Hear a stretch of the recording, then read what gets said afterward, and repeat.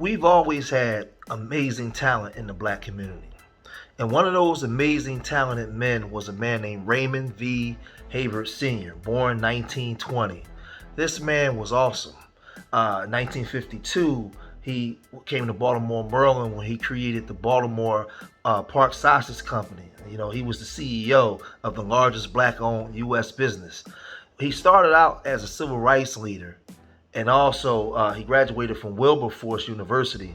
When war broke out in World War II, he was one of the critically acclaimed Tuskegee Airmen. This man was the original superhero.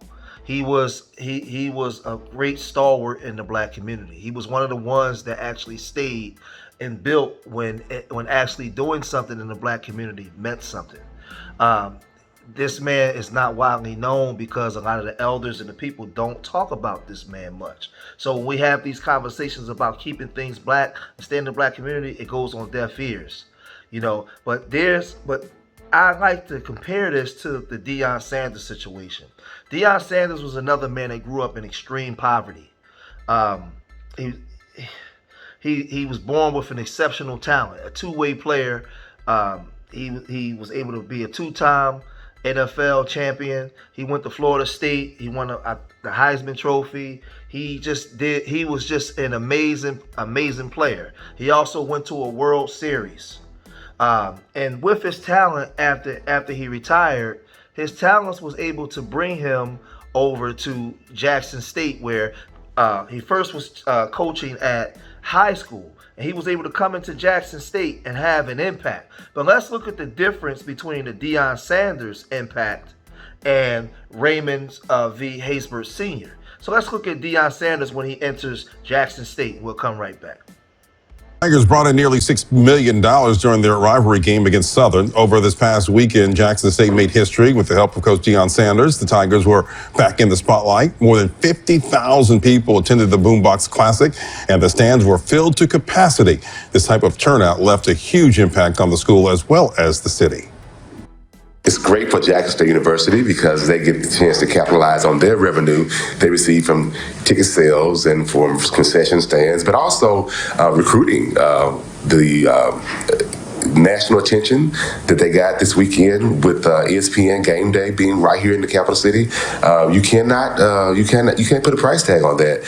So students and potential students for generations to come saw that, got a chance to see not only Jackson, but really take a look at Jackson State University.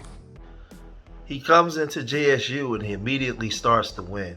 And he started to recruit blue chip players that would go to the big schools. Guys like Travis Hunter and so many other people start to come over to the black colleges, and the big schools started to take notice. And Deion was starting to have problems in JSU because going in, he already knew that it's going to take time to redevelop undeveloped situation at Jackson State. Grossly underfunded HBCUs and negligent business practices and a whole bunch of stuff that goes on within our community, period, that needs to be rectified and fixed. And it's going to take a period of time. But in that, Colorado State came knocking, and he's seen a better opportunity. So he went over to Colorado, and in his first year, they was only slated to win 2 games because they was 1-11 last year. So they end up winning the first 3 games, and this is the effect now that a Deion Sanders has had on a Boulder, Colorado. Let's check that out. Buzz around the Buffs and Coach Prime isn't just drawing a lot of attention here in Colorado, it's also bringing in millions of dollars to our local economy. Denver 7's Christian Lopez spoke with Boulder businesses today that say they are thrilled CU has found a formula for success. It's a win for everybody. It was just a perfect football day in a perfect little town. The CU Buffs home opener was a win, both on and off the field. As soon as the game got out, you could just feel the energy coming. Everybody was pouring into the streets. Saturday, the game was early in the morning, so by 2 p.m., things really picked up down here, and happy hour was great and rolled into a really strong early dinner. We're very happy with it. The Boulder Chamber of Commerce says that weekend alone brought in around $17 million. Definitely restaurants, retail, hotels, you can just feel that they have been at capacity, they have been cranking. That's anticipated every time there's a sold-out home game, like the upcoming Rocky Mountain Showdown, where the CU Buffs will take on the CSU Rams. 3-0 come Saturday, though. CSU's in trouble. As you can see, businesses all along Pearl Street are showing their full support for the CU Buffs and Coach Prime, especially ahead of the big rivalry game this weekend. Since Pearl Street is primarily small businesses, it's really great that small businesses are directly getting the benefit from all of this excitement that's happening. And as you can see, Deion Sanders, he takes his talent to what we would call greener pastures, something better outside of ourselves, because that's been our conditioning. We don't understand that in order to rectify generational problem, it's going to take a couple generations to fix it. As we're going to have to, some of us going to have to be martyrs. We're going to have to understand that it's going to be a 10, 15, 20-year process to undo what's been done to us. And the elder Raymond Haber Sr. understood this, and he understood what happens when we leave and our best of our groups take our talents to outside of the black community to others, and how it generates money. So Deion took his talents over to Colorado, and it's made millions of dollars, as you can see. But let's look at what the elder Raymond Haber had to say about what happens when our best leave the community. Let's look at what he says. When blacks become successful, at times they take their business elsewhere. Do you think this has a causative effect on why black entrepreneurship isn't? It's got a terrible effect. The item, if you look at it like you do in an economics class, and you say, okay, here's a target population, what are the things affecting their low income and so low availability?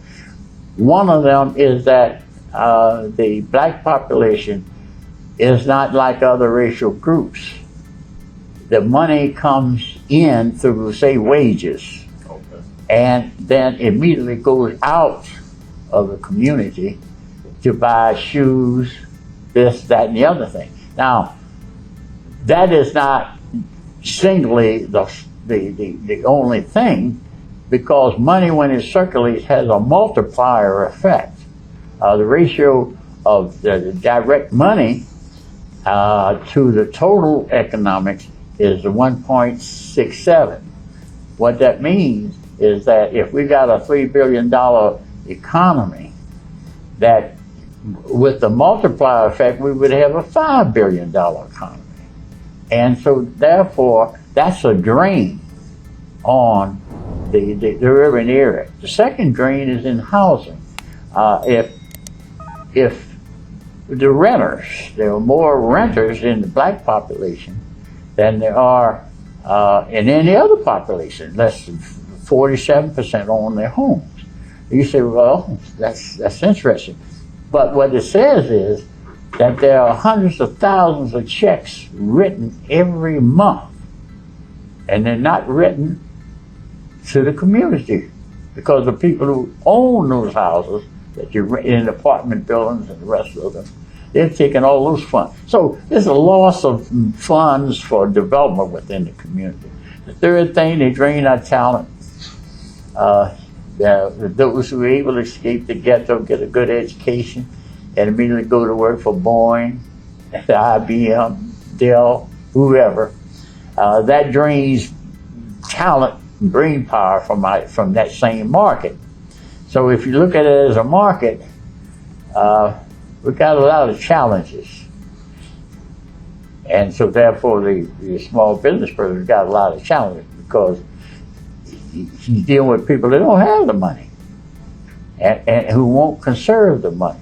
So, the black consumer therefore gets less for their money, because they should have double duty dollars as the other communities have. That is, you not only get the shoes that you need, but you also bolster your community. We get the shoes, but not the community. I'm not making this video to hate on Deion or call Deion a sellout, because if that's the case, the majority of the black community has sold out. There was a period of time when Dr. King was being funded to talk about civil rights and things of that nature. But what is civil rights? How can you get civil rights from a group of people that's never been civil to you in the first place? They don't. How can somebody give you civil rights that don't even understand what civil rights is in the first place? It's not even a practice of them. And all of this correlates into before Dr. King was murdered, he started talking about we coming to get our check. He started talking about what actually happened to us. Let's check that out. I'll come right back. So with that being said, a lot of us are going to have to be willing to stay the course in order to rectify that which we complain about. Nobody's coming to save us but us. And you see the millions and billions of dollars that's being generated by the black athlete. The black woman gives birth to the young black boys every day that they're farm raising to go into their communities for money. So they already know. Well, let me say this part. Before Dr. King died, when he changed his message, he understood, when he talked about us being integrated into a burning house, he understood that the only people that was going to save us was us. Dr. Raymond Haber understood that nobody's going to save us but us. I understand that there was a lot of foolishness going on at JSU and all that kind of stuff. But if we're going to ever be FBA or get respect, we're going to have to be willing to support. When Deion Sanders was down at Jackson State, how many of those black entertainers and athletes and people went down there to support? How many people donated money down there? Nobody cared. Nobody cared when he was at the black college. You care now when he's over in Colorado. And I made videos complaining about it. I support Deion to a certain degree now because I understand that half the community is sold out. More than half the community is sold out. It's like we'll complain about things, but we're not willing to sacrifice. The elders, our grandparents was willing to sacrifice because they understood what it takes to build an economy. And this is what the great Raymond V. Haber was telling us. So just think about the TV revenue for college football now with Deion Sanders. Imagine if all those athletes, Gillian, Wallow, Cameron, the rappers, the movie stars, black, all went down to JSU when he was there. How much money would they have generated just for HBCUs, period? Something that's supposed to belong to us.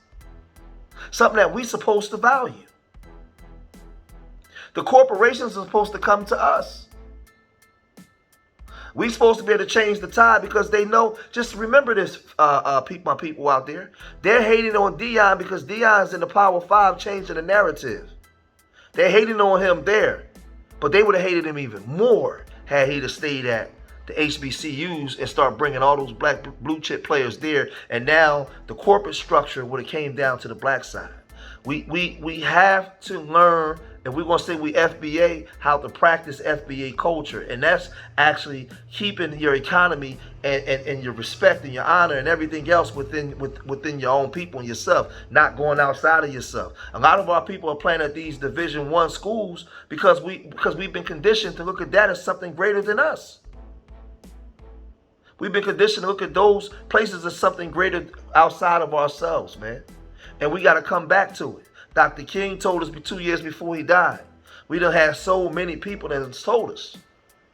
So, of course, they love Deion in Boulder because Deion is an economic cash string, economic surplus for them.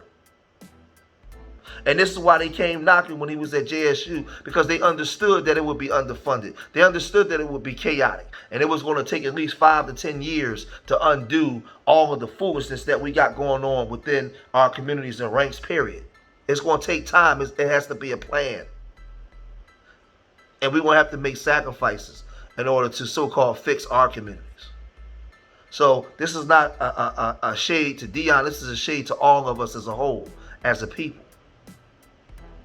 But I'm going to cut it short here. Leave your comments in the comments section. Hit that like button. And remember, I love y'all. Till the next time. Peace.